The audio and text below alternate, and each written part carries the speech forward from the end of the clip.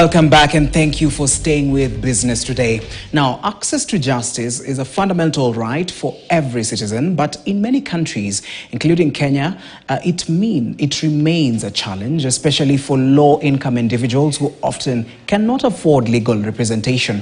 Now, to address this critical issue, there's a company that has developed the first super lawyer in the world with capabilities to understand the law and give legal advisory, develop contracts, draft submissions, and also provide consultations to the Kenyan citizen. And this particular company, we are going to know about it, but representing it is Naftal Nyabuto, who is the CEO, Wakili AI. Thank you so much for joining us on Business Today. For hosting me. All right, so you've come up with this particular, can I call it a platform, yes, where Kenyans can bring their cases and then they can be advised, but using AI. First of all, how did it even start? Yeah, as many innovations, let me say what innovations are, what triggers innovations. Most innovations are driven by either historical or environmental factors that either affect people around or things that you see around. And this one's particularly, it was informed by what you have seen in the past and what you see as Kenya really looking for. Just to give you a small statistics that informs this kind of solution. The judiciary, through World Bank, launched a report, I think a few years, about 2-3 years ago. And they gave very stunning statistics that only around 10% of Kenyans are able to access, are actually seeking legal redress in courts. Yes. And in that statistic, astounding thing is about 17 million of Kenyans, that's about 2 of every 3 adults, have faced one or the other cases which they haven't addressed in courts. That basically means they had cases, they have issues, but they haven't addressed any case in court. What does that tell you? It basically means that access to justice, which is a constitutional right, is far much away from being realized. So if you look at that kind of background, then you ask yourself, what innovations could be for if you don't do innovations that have a social impact? And I think for the last 7 or 8 years, we have developed innovations purely to solve social problems. And that is all about innovations, and that informs basically what we are seeing today. From a personal level, this is, I call it personal level because I've faced similar challenges from my father being from employment, and you'd seek a lawyer, you're taken here and there, you can't access this kind of legal services. And the reason is what? The cost of it is high. So how many Kenyans can afford legal fees? So before you even get to the state of going to courts, you need guidance, isn't it? So that's what we are providing. All right. Very interesting. So this is a platform where, for example, I have done an offense. I bring the papers and everything and the information. First of all, how does it even work? Because we really need to understand this, yes, because someone might say, okay, so is it where I present my cases and then they are solved using AI? So how does it work? Let me just first demystify AI, because for the purpose of the public, you know, when people hear AI, the first thing that comes to your mind is a robot. Exactly. It's what we have brought up is a robot. It's coming to finish the jobs. Yes, that's true. Yeah. Yes. So we are at a generation where artificial intelligence is coming in to solve a lot of things that originally we couldn't be able to solve. So when you talk about artificial intelligence from this perspective, it's just, you just imagine it this way. If you train a baby how to say ABCD, and train the same baby several times, the baby will start knowing ABCD means from D I need to go to E to F and all that. Yes. It basically means when this AI, we call it generalized AI, came, it was at a different age where machines can self-teach themselves. It is self-taught. When you have machines which are self-taught, it means machines are learning on their own, unlike how it used to be. So if machines are learning on their own, it basically means that now we have an opportunity to create machines which will understand things that humans have been able to understand. Yes. So if you go to law school, you will understand the law, you will understand all theories and everything about law. But you study criminal law, you study civil law, you study all those manner of laws. Now, this is a machine we are creating and saying, what if we created a machine in the form of a software that understands all laws?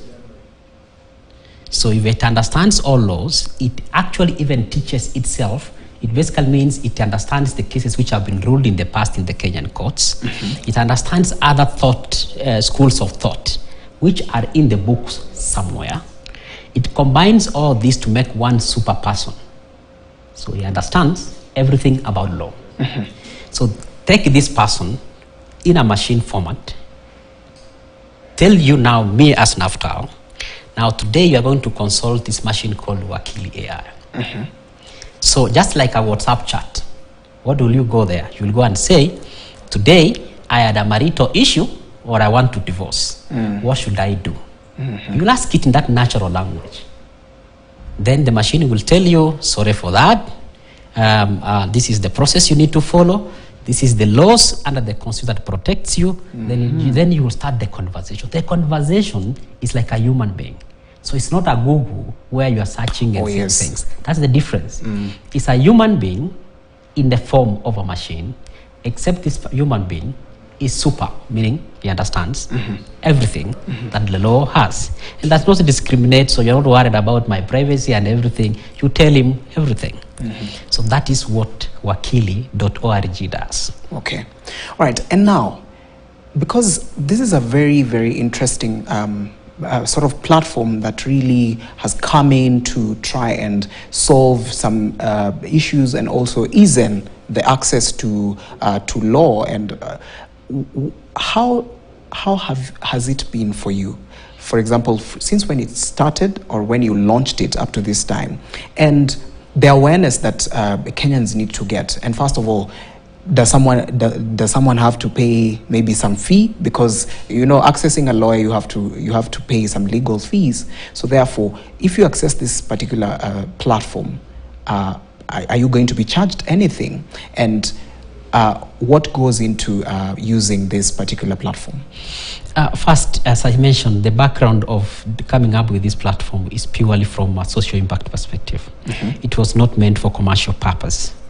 And all the people have been clamoring for access to justice, from civil societies, from individuals, have always asked ourselves, why will you charge you if what we are trying to solve was an issue of legal access due to affordability?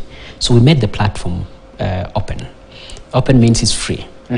This is about 10 days now since we launched it. Okay. If you go online, wakili.org, you will be able to see we already have about 9,300 conversations by the time I came here. Not conversations, consultations. What does that tell you? It tells you how Kenyans are hungry. Wakili.org. Yes. Okay. Just go there, you will see. You will realize 9,300 conversations in 10 days. So if that tells you that this hunger for access to justice is so huge that you don't even want to charge somebody. I know the cost of AI and everything is very high. We are hoping that we'll be able to get well-wishers, people who will support it and be able to support the infrastructure to make sure that this thing is free. Because we have done a lot of innovations which are commercial. Why would we want to charge the public who we want to sort? So it's free. Yes. All right. Very, very good. And I believe it's going to pick up. Now, let us also look at another aspect. You present your case before a lawyer. Yes. They give you different documents. So when you look at such a platform, is it able to generate documents that you can print and present them somewhere? Yes. Let me now give that thought, because we have had a lot of pushback from lawyers. Yes. With this perception that we are replacing lawyers. AI is not replacing lawyers. Lawyers are there. It's a legal representation in court, because you need to have a physical lawyer to represent you in court. You're not replacing that person. For now, you're not replacing that person. What we are giving you access to just first means, for example, if you are a prisoner today, you don't even know your legal rights. You don't even know how you appeal. You don't know the process. That ignorance of it first gives you a disadvantage that you don't even know what to do next. Today somebody takes your land or somebody does something. You don't even know what to do. So we give you let's call it legal first aid. Actually, what we are saying right now is we have created democratization of legal access. It basically means by the time I go to the lawyer, I have everything I need to know and even prepare for. So my lawyer has to up their game. That's basically what it means. So you already come very well planned. You know what you need to present before the lawyer. Yes. You know how to go about it. Yes. All right. And also, for example, the reach of this particular platform. Yeah. When you look at it, anyone who maybe doesn't have, is it able to access? Maybe if you don't have a smartphone, do you have an USSD code that someone can use? Because someone who maybe lives in an area where they can't access smartphones, they have just the small phone. The small phones. How are they able to access such a particular application? Yes, for now it is, you must be able to have a smartphone. Yes. Or a computer. It's so easy for a smartphone, any type of smartphone basically can access, and we hope that the 92% penetration of smartphone in the country right now is a starting point. However, we also have so many people, yes, they have smartphones, maybe they don't have access to internet and such kind of challenges. So we haven't gone to that level, lower level. You see, the interesting part of it is the conversation. So it gets into an SMS way, then it becomes a bit limited. But there's something that is important for terms of access, the way you are asking. This AI understands over 17 languages. Wow. You can chat with it in Kiswahili and Sheng and get you everything that you need to discuss about law. It will answer you and it will give you all the constitutional interpretation. And I want people to understand this. It is not giving you constitutional quotations. It is interpreting for you as a lawyer. Meaning it interprets in Kiswahili. You can talk to it in Kiswahili, you can write to it on Kiswahili. So the only thing right now we are doing to make it easier, it is speaking. And in a few weeks, we are launching the speaking part, so that if you don't know how to write, even people who have some sort of disabilities, for example, in terms of speech, or in terms of writing, you can speak to it, talk to it, it will answer you back in Kiswahili or in English, in Mandarin, by the way, we had some few Chinese who are now able to understand our law now, because it's able to understand and interpret our laws in Mandarin. So you realize that this now is democratizes everything. How many years could we have taken to interpret our laws into Kiswahili? All our laws, all our statutes, all our acts into Kiswahili and those languages. It will not happen. Yes. AI is coming to do that. All right. Very well explained. And now, when we look at this other side, because you've said there are very many lawyers who are coming up and saying, okay, this application doesn't work. It's not here to really, it's here to grab our jobs and take them away. Yes. So, because it's about law, what if someone comes with maybe a case and says, okay, these guys have just come here to grab our jobs. We don't want this application to go forward. We don't want it to be legalized. Yes. So what happens when it comes to such a situation? We hope it doesn't come, because we're working with lawyers also. We have about 120 lawyers who have expressed willingness in our platform. Because when you go to wakili.org, you'll see it there, who have expressed willingness to become pro bono lawyers. Whoever has individual cases, after chatting with our AI, our Wakili AI, Wakili can even recommend and say, see this lawyer, because you don't have money, they can provide pro bono services. Because that was the concept of pro bono services in legal fraternity. It has not been exploited as much, but pro bono services was supposed to give access to justice. People who are vulnerable, who can't access justice. So this becomes complementary. So we hope it won't get that level, because while lawyers also need Wakili AI, because it's going to make their things easier. It's only that those ones who will be against, they say AI it's not coming to replace it. It's actually coming to kill those ones who don't appreciate it. It's simply as that. All right. Let's also look at another aspect, how AI is coming in to change the business industry and also the business sector from where you sit and from the different experiences that you've had. How is this going to help us move forward? Because now it's even come now to the legal practice.